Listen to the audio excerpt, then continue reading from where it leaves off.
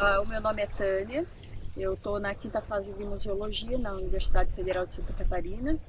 E a questão, quando tu falou em ama de leite, há algum tempo atrás via-se como uma profissão. Tinha mulheres que elas assim, eles se desempenhavam dessa forma. Mas no meu caso, quando eu tive meu primeiro filho, já na maternidade, eu amamentei uma menina. Naquela época era algo muito sagrado, sabe? A experiência de ama de leite, ela é muito forte, porque quando você tem um filho, o momento que ele nasce, é como se o mundo parasse. É você e o bebê. Tudo está voltado para ti. É uma sensação muito gostosa, muito linda, como se o mundo ficasse em silêncio e todos mirassem olhar para você e para essa criança. E esse contato da amamentação é algo muito forte, é algo que te liga para sempre com a criança, com o bebê. A partir do momento que o médico traz ele coloca nos seus braços, é uma emoção que não tem como descrever.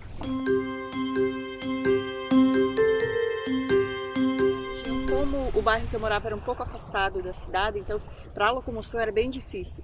Existia já o banco de leite, mas era um processo muito moroso, até a conseguir uma doadora, até levar para a maternidade.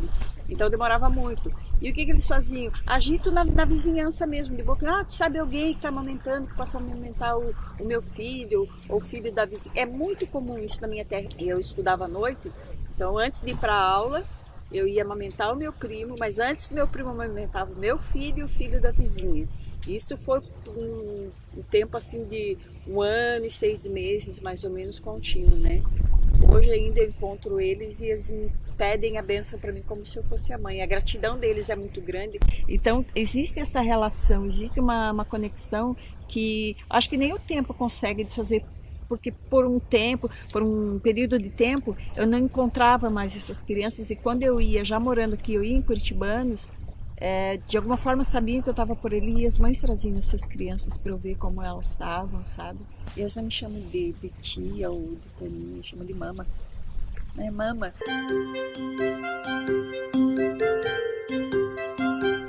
E pelo que eu me lembro, o pai dele disse que já tinha algumas horas que ele chorava muito. E quando eu cheguei no quarto deles e eu coloquei o Gênesis no meu seio, ele estava com uma fome tão grande que eu não sentia o Gênesis como filho da minha vizinha.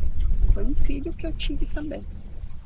Ser ama de leite é ser mãe de todo mundo, é muito bom, sabe? É você olhar para um filho que não é teu e ao mesmo tempo é teu, e esse filho olhar para ti com respeito, com carinho, com gratidão, é muito gratificante. Amamentar é um privilégio, caramba. Se todas as mulheres tivessem noção do que é o privilégio de amamentar, elas não iam ligar para a estética. É você doar aquilo que você tem em abundância. Vida, você pode, você tem, você está podendo, você tem. É isso.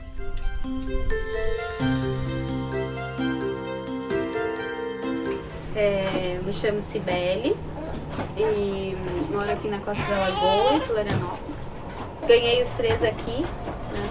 Recebi eles aqui na Costa da Lagoa, com parteira e doula. Assim, no início a gente encontra várias dificuldades, tem que superar várias coisas. Cada uma vivencia de uma forma, né? A minha forma, meu primeiro filho foi bem difícil. Eu tive dificuldades durante 13 meses.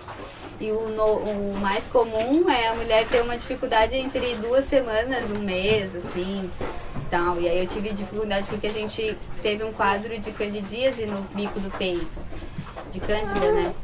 E fungo. E aí isso dificultou bastante, então eu fui em busca lá do centro do HU, de amamentação, um posto de sangue, né? Fui ter que ir em busca dessa. E com um nenenzinho, tu sair, pegar ônibus, ir atrás disso. Eu tive que querer bastante. Em vários momentos pensei, tipo, não vou conseguir amamentar, não vai dar. É um momento que tu pensa no bico também, porque como dói amamentar, tu quer amamentar o quanto precisa amamentar, não quer dar livre demanda, né? Porque a livre demanda também é um tópico assim bem pontual de uma maternidade mais consciente, né? Então esse momento que ele tá ali conectado contigo e, né, é muito prazeroso para eles. E aí eu não podia fazer porque doía, né? Horrores. Caramba. E aí tu pensa em dar o bico, uma contradição, porque tu sabe que o bico não é a melhor opção e que tu quer ir contra esses padrões que durante gerações as mães em busca de uma autonomia financeira ou de postura de mulher, como, né, que a gente está vendo muito, né, feminismo e tal, criaram, né, essas soluções, tipo, mamadeira. E eu superei esses 3 primeiros meses lá do primeiro, né, tomei uma azulzão, né, um remedião, meu Deus. Porque vai pra ele, né? Tudo que a gente se alimenta é sangue, leite é sangue, né? Que se transforma. E aí vai pra ele, ia pra ele, mas na época era ou dá ou racha, né? Ou tu toma ou tu não vai amamentar. Então eu tomei, daí conseguimos superar esses... E aí eu dei pra ele até os 3 anos. E aí... Dei durante a gestação, dei durante a minha segunda gestação toda. Parei um pouquinho antes, um mês antes do neném nascer e um mês depois do neném nascer. Sumi. São 5 anos de amamentação ininterruptamente, porque eu dei de um do outro, eu parei, a gestação dele eu parei. E também quando eu escolhi engravidar, eu quis... Então tá, então vou ter o neném e não vou fazer mais nada mesmo, assim, né? Então, porque fazia vestibular e faculdade, aí parei. Eu queria saber o que ia acontecer comigo. Não queria ficar à mercê de ninguém, assim, que viesse me falar ou qualquer coisa. Eu queria saber ser autônoma ali naquele momento, né? Me apropriar daquele momento, do meu corpo. Era uma coisa minha, do meu companheiro. E eu queria essa autonomia, assim, e eu acho que isso é muito importante. Isso é um ponto também, né? Porque quem não tem família, quem não tem a mãe e conta com um companheiro, esses companheiros estarem despertos para abrir espaço que a mulher possa ser mãe. Porque nesse período é a gente. Ele ajuda em outras coisas, mas com o neném é a gente. E para que ele se beneficie, a gente tem que estar bem. Se a gente não estiver bem, é um leite que não é o melhor, porque tem muito estudo científico sobre a água, né? E a água, ela tem essa propriedade de ser imantada, né? Com a nossa energia, com o nosso pensamento. E leite é líquido, é água, é 98%, muitas vezes tem parte do leite que é água.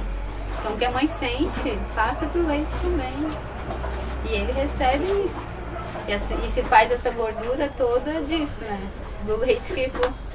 Então os pais estarem despertos faz toda a diferença para uma mulher poder amamentar, poder vivenciar, assim, né? A gente quando nasce é muito instintivo, é muito bichinho. Então ele é o prazer de estar comendo, né? De estar se alimentando. Então tem uma conexão de prazer, de hormônios que se libera muito intenso. E essa distância é uma distância que ele começa a te reconhecer. Então tu cria assim uma conexão ali com ele. Porque ele é a única coisa, tu é a única coisa que ele enxerga. Dia e noite, né? Tipo, ele só te tem a tua imagem, assim, né? Então eu explico pra ele que nessa jornada eu sou a mãe dele, eu que cuido dele, eu tô aqui com ele. A gente que cria, né, essa relação. E isso pode ter amamentando com peito e com mamadeira, né? Não há justificativa para não criá-la, né? A ideia é que eles cresçam confiantes, né? Confiando na vida. Confiando, sem medos, né? E aí a gente vai se esforçando em busca disso. Meu nome é Elise, eu tenho 40 anos, tenho uma filha menina com 4 anos. Eu amamentei ela até os 11 meses e eu doei leite até os 7 meses de vida dela. Bom, antes de eu começar a amamentar, enquanto eu ainda estava grávida, eu tinha muito medo. Medo, mas muito medo mesmo da amamentação, porque eu sei que para minha mãe foi muito difícil. Ela teve bastante problema, muito problema com mastite, muito problema com fissura, que ela não conseguia amamentar mais de 2 meses, se eu não me engano. Então eu meio que achava que isso ia acontecer comigo também. Então foi um processo meio que de experiência à medida que foi acontecendo. Foi um processo, pra mim foi bem difícil, foi muito difícil mesmo, porque eu tive tudo, tive mastite, tive fissuras.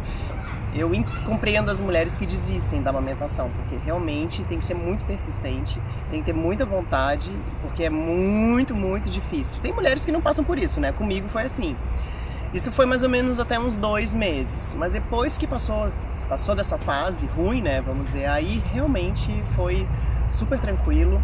Foi quando eu comecei a produzir muito, muito leite mesmo, e eu tive a sorte da minha filha começar a dormir a noite toda com 2 meses. Então a noite era assim, literalmente transbordando, saía, e eu tive, né, a oportunidade de ter aquelas bombinhas, aqueles pumps, né, que tiram o leite. Então eu, por madrugada, assim, eu acho que eu tirava uns 300 ml de leite, assim, era muito leite mesmo. Então nas primeiras vezes eu olhava para aquilo, eu não acreditava que eu estava jogando aquilo fora, né, que é uma preciosidade, né, vamos dizer assim. Então foi que eu fui em busca. E eu entrei em contato com o pessoal da Carmela, né, por indicação de uma amiga. E foi assim um processo muito rápido, eles são extremamente ágeis, assim, foi um cadastro por telefone mesmo. Naquele mesmo dia eles mandaram uma enfermeira, né, qualificada, né, na parte de amamentação na minha casa. Ela me explicou, me mostrou como é que era a parte de esterilizar os vidros. Ela trazia as embalagens esterilizadas para mim e me orientou bem certinho. Eu ia retirando à noite, deixava num potinho vidro estéreo, deixava dentro do freezer e ia enchendo. Então, dependendo da necessidade que o hospital tinha, eles vinham buscar 1 ou 2 vezes por semana na minha casa. Então, isso pra mim foi meio óbvio, assim, né? Tá sobrando, então eu vou doar, né? E eu doei muito, assim, intensamente, assim, dos 2 meses até os 6 meses. E daí começa automaticamente a diminuir o leite, né? Mas ainda assim eu tentei estimular pra continuar tirando, né? E quando foi mais ou menos uns 7 meses, aí não sobrava mais, né? E eu fiquei muito, muito triste, né? Porque, querendo ou não, tô deixando de ajudar, né? E até a própria enfermeira falou que a minha função ali, minha doação, nossa, foi extremamente bem aproveitada e que missão cumprida. Se eu tivesse que passar por tudo de novo, eu passaria por tudo de novo. Não tenho a menor dúvida, porque o resultado tá aí, né? Uma criança linda, saudável, ainda podia juntar várias outras crianças, né? Então, ao mesmo tempo que foi uma alegria, foi uma super tristeza, né? Quando eu não pude mais doar, assim como quando acabou. A minha filha, ela que rejeitou, ela não quis mais, com 11 meses, ela que um belo dia não quis mais e vou fazer o quê, né? Eu digo que ao mesmo tempo que foi uma tristeza profunda, né? Porque meio que corta, né, um vínculo aí, você vê que, né, a criança, o bebezinho não é mais bebezinho, mas foi também uma libertação para mim, né? Porque eu não precisava, não era sempre eu, né? Então eu pude ter um pouco mais de liberdade também, né? De poder retomar mais facilmente, com menos culpa, né? Para trabalho, né? Para de repente até uma vida social, né? Com menos culpa de, meu Deus, tá na hora, né? De botar ela para dormir ou tá, porque só eu podia fazer isso, né? Depois disso o pai pode assumir também, que também cria esse laço maravilhoso com eles. Então foi bem legal também essa outra parte. Cada parte tem o seu brilho, tem o seu encanto, né? Agora ela tá com 4 anos e também tem seu encanto, né? Mas não dessa parte da amamentação.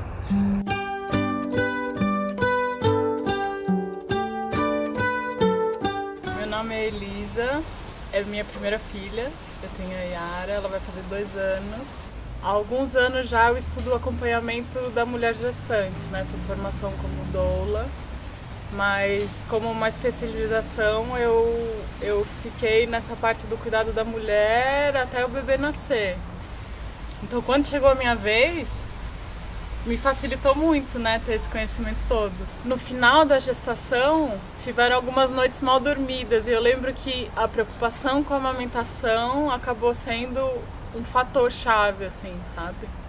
Aí, enfim, a Yara nasceu, foi um parto domiciliar, foi bem lindo. E aí começou o tal processo de amamentação, né? E a amamentação realmente foi um dos maiores desafios, assim, nesse pós-parto imediato, sabe? Porque é isso, nunca teve nenhum estímulo tão forte no seu peito e de repente ele tem sei lá, de 2 em 2 horas, né? Um estímulo e que começa a machucar e eu lembro que eu pensava em momentos que eu falava, nossa, ainda bem que nosso sistema endócrino, né, os hormônios funcionam tão legal nesse momento, porque é tão louco a dualidade que a gente vive, porque é um amor imenso, mas ao mesmo tempo aquela dor que, né, dá uma repulsa, mas ao mesmo tempo uma atração. Isso é muito louco, assim. Em alguns momentos eu até pensava nas mulheres que desistem de amamentar, sabe, porque não dão conta. Porque eu via que o suporte é extremamente importante. Machucava e aí a Yara dormia. Ai, graças a Deus. Só que aí não podia ter nada, né? Sem roupa, assim, com a coisa aberta, assim, tipo, gente, tamo aí. Aí de repente acordou. Putz. Oi, mamãe, vem cá, vamos lá, dar de mamar, né? E cara, eu lembro do início dessa mamada, assim, era quase uma tortura, que você tem que respirar. Até que rolava esse estímulo hormonal, que é uma loucura, eu acostumo, parece que entra numa vibração que permite você vivenciar de uma outra forma. Eu sentia isso, sabe? Era o contato com a dor crua e que depois vinha esse aconchego, assim, olha, tem algo maior por trás dessa dor, então vale a pena você passar por isso, sabe? Aí logo a dor não existe mais, né? É você alimentando a sua cria, né? Aí beleza, vou passar pro próximo peito. O mesmo processo. Aí depois passa, aí tipo, legal, beleza. Aí termina a mamada. E isso foram alguns dias, assim, até descer o leite. Aí a hora que desce o leite, você fala, gente, é outra etapa e vem outros desafios. Dona das divinas tetas. Porque aí, quando ela acordava, ou minutos antes da Yara acordar, eu lembro que meu peito já começava a encher e pingar. Nesse começo tá regular, né? Começava a pingar. Eu, nossa, Yara, e aí, vamos acordar? Ela acordava, assim, é muito legal, né? Essa coisa da amamentação também mostra como a gente tá conectada, assim, com o bebê. Porque são coisas que ela não precisa chamar pra começar a produção. Aí, em alguns momentos que empedrou, aí são dores, assim, alucinantes, né? Quando empedra, essa coisa de você se ordenhar. É isso, você é em contato com o seu corpo de uma outra forma, né? Porque até então, meus peitos, né? E de repente eles têm essa função e é quase essa vida própria, né, conectada com o bebê e pinga, né, aí você tá nessa, tá aqui e de repente começa a pingar, uou! São momentos engraçados, são momentos dolorosos, né. Uma das coisas bem difíceis desse começo é a falta de sono, né. Eu considero que eu fiquei quase 2 anos sem dormir direito. Isso é muito interessante também, eu senti que esse começo da maternidade, a minha presença é outra, eu não consigo muito, ou não consegui até agora, eu tô nesse momento de transição, né. Mas até então para mim era muito difícil planejar uma coisa a longo prazo ou lembrar o que aconteceu. Parece que eu tô sendo obrigada a estar num estado de presença muito forte. E que é minha filha, entendeu? É bonito isso também, sabe? Eu já entrei um pouco em conflito com isso, tipo, nossa, minha memória, nossa, mas eu quero... Mas não é esse o momento, tem um porquê disso tudo tá acontecendo também, sabe? E eu tô querendo muito voltar a dormir bem. E o pai tem ajudado muito nesse sentido, porque aí eu posso simplesmente delegar essa função agora e ficar mais fácil para a Yara entender. Tipo, olha, agora o dormir vai acontecer de uma nova forma, né?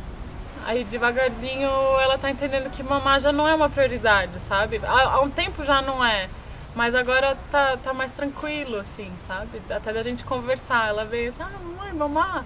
Vai falar, agora não, você acabou de comer, né? Ela, então tá bom, então vou brincar de alguma outra coisa, sabe? De repente, agora então de repente tá chegando perto do momento de que não vou mais amamentar minha filha. Não vou ser mais a vaca das divinas tetas, sabe?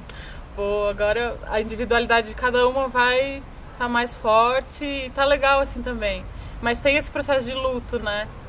Essa morte que faz parte também.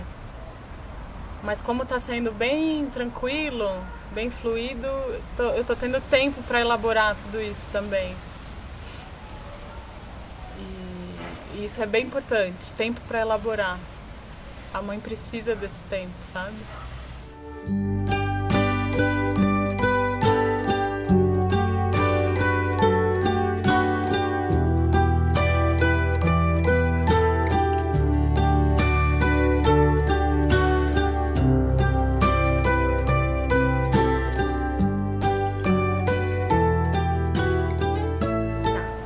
Maria Eugênia, tenho 29 anos, eu tenho 2 filhos, o Heitor, que vai fazer 1 ano semana que vem, e o Joaquim, que tem 4 anos.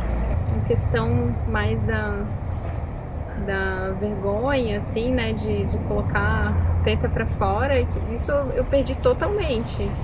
Em qualquer lugar que eu estivesse, né, no ônibus ou no ponto de táxi, ou no meio da rua, ou numa praça de alimentação, se meu filho estivesse com fome, eu tirava a teta pra fora e pronto. E é curioso, porque nesse 1 ano que eu fiquei sem amamentar, parece que essa vergonha voltou um pouco, assim, né, de esconder, de botar o sutiã, que era uma coisa que eu parei de usar quando eu amamentava, né, eu usei nas primeiras semanas, assim, porque falavam, põe o sutiã de amamentação, porque a teta vai cair, porque vai ficar...